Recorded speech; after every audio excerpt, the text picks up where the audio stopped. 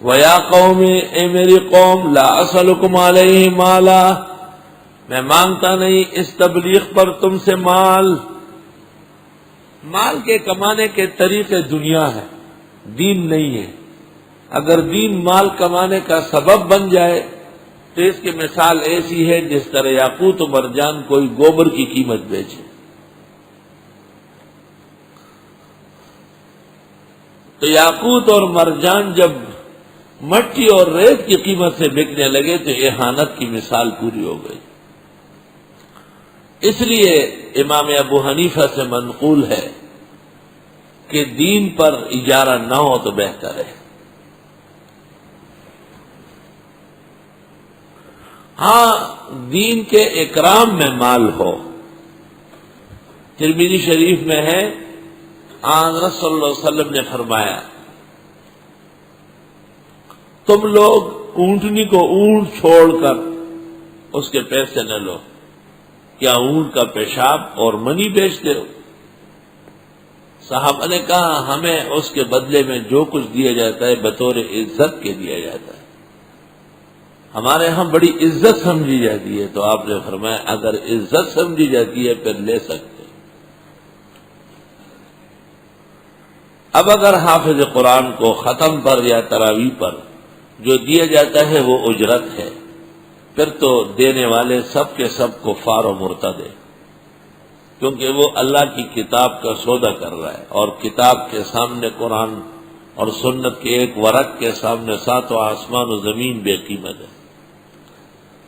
اور اگر وہ اکرام کر رہے ہیں، تعظیم کر رہے ہیں، تو پھر فتویٰ غلط اور جھوٹا فتویٰ ہے. پھر اس فتوے کی کوئی شرعی حیثیت نہیں، چونکہ ہم اس فتوے کو قواعد دین کی روشنی میں غلط سمجھتے ہیں کہ فتوے کے اصدار کے وقت، جاری کرتے وقت علت نہیں دیکھی گئی، اس لیے ہم نے ٹھوس دلائل سے اس کا رد کیا ہے. کوئی بھی لکھنے والا اس کو دیکھنا ہی نہیں ہے. کسی باشد کبار حضرات یا صغار ہو، فتویٰ غلط ہے اور تعاملاً غلط ہے. ابو داؤد میں ہے مؤذن کی تنخواہ مت دو، لیکن مؤذنین کی تنخواہ حرمین میں بھی ضروری ہے. ائمہ دین کی تنخواہیں مقرر ہے، مدرسین کی تنخواہیں مقرر ہے.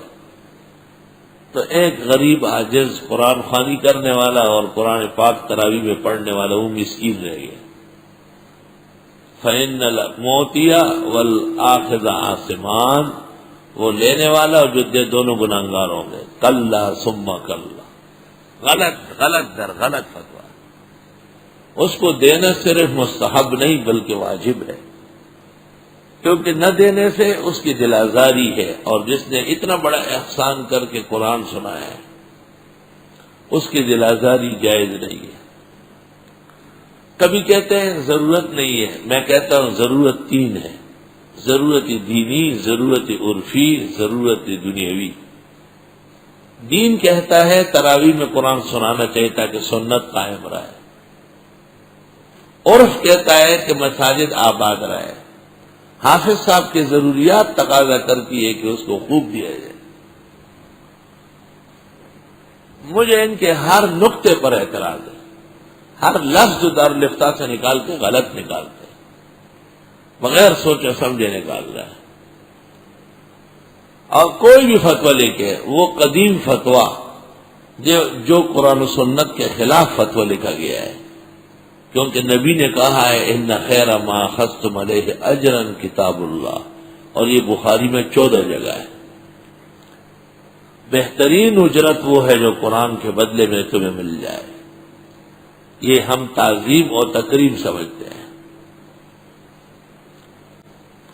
وَيَا قَوْمِ لَا أَسْأَلُكُمْ عَلَيْهِ مَالًا، اے میری قوم میں نہیں مانگتا تم سے اس دین کی تبلیغ پر کوئی مال. یعنی بطور عوض کے نہیں مانگتا. بطور عوض کے مانگنا منع ہے، بطور ترغیب کے مانگنا جائز ہے. جیسے آپ ایک جگہ گئے، اب وہ کچھ اکرام کرنا چاہتے، عقل نہیں ہے، وہ رزڑ کے سابق صاحب کہیں گئے تھے تو ہم نے پوچھا سابق سے دودھ والی چائے پیو گے یا سبز چائے؟ تو اس نے کہا اس وقت دودھ والی پی لیں گے، پھر کھانا کھا لیں گے، اس کے بعد سبز چائے پی لیں گے۔ تسدید، جس کو عقل نہیں ہے اس کو سمجھانا۔ قرآن خوانی ہو رہی ہے، اور شخص کو آپ بلائے بات سنے، ذرا بیٹھ گیا، قرآن کیوں پڑھوا رہا ہے؟ جی میری ماں مری ہے، میری دادی مری ہے، اور گھر میں برکت آ جائے، دکان اچھی چل جائے۔ اچھا بات سنو، یہ تب ہوتا ہے جب آپ حافظ کا اکرام کریں گے کہ جتنے لوگ آئیں ان کو 1,000 روپے دے دیں۔ تو وہ کہے گا کہ یہ تو بہت زیادہ ہے، گھر پہ اتنے پیسہ نہیں۔ تو آپ پوچھے کتنا دیں گے؟ وہ کہے گا 100 کا بھلا سے 100 دے دو، کچھ تو کرو۔ یہ سوال نہیں ہے، یہ عقل سکھانی ہے۔ سوال تو اپنے لیے ہوتا ہے، یاد رکھنا۔ اور یہ مسئلہ فقہاء نے وہاں لکھا ہے جہاں لکھا ہے کہ مسجد میں سوال منع ہے۔ ایک آدمی کھڑا ہوتا ہے جی میرے پاس کمبل نہیں ہے، میرا گھر بھی نہیں ہے، میرے گھر میں روٹی بھی نہیں، یہ سوال ہے۔ اور ایک عالم دین ممبر پر بیٹھ کے کہتے ہیں مسجد بن رہی ہے، مدرسہ بن رہا ہے، فلاں جگہ اتنے طلباء آباد ہے، ان کے لیے آپ حضرات مدد کریں۔ یہ سوال نہیں، یہ ترغیب ہے۔ زمین و آسمان کا فرق۔ میں ان کو کہتا ہوں کہ میرے علاوہ تمہارے پاس مفتی پورے پاکستان میں ہے کہاں؟ وہ تو مفتی نہیں ہے، وہ تو مفتیین مفسدین ہے۔ فتویٰ تو یہاں سے سیکھو، عقل آ جائے گی تو ہے۔ ابن عابدین نے فتاوی شام میں لکھا ہے کہ مسجد میں سوال ناجائز ہے، اور اگر سوال کرنے والے کو دے دیا گیا تو گناہ، وہ بھی گناہگار ہوگا۔ ہدایت کسی کے ساتھ چمٹائی نہیں جا سکتی، ہدایت طلب اور درد کے ساتھ چمٹے گی۔ اس لیے کہتے ہیں کہ حسن ز بصرہ صہیب ازرو بلال از حبش ز خاک مکہ ابو جہل اینچ بلا جبیز۔ بلال حبشے سے آیا، حسن بصری بصرے سے اتر آیا، صہیب روم سے آیا، سب ہدایت پا گئے، اور مکے کے ہاں پیدا ہے ابو جہل اور کم بخت مرا۔ حسن ز بصرہ بلال از حبش صہیب از روم ز خاک مکہ ابو جہل اینچ بلا جبیز۔ یہ وحدانیت ہے اللہ تعالیٰ کی۔ ابن عباس سے منقول ہے ہر عبادت قرآن میں توحید کے معنی میں۔ انی اخاف علیکم عذاب یوم علیم، بے شک میں ڈرتا ہوں تمہارے بارے میں دردناک دن کے عذاب سے۔ فقال الملأ الذین کفروا من قومہ، کہنے لگے سرداران کافر قوم کے، ما نراک الا بشرا مثلنا، ہم نہیں دیکھتے آپ کو مگر بشر ہمارے جیسے ہیں۔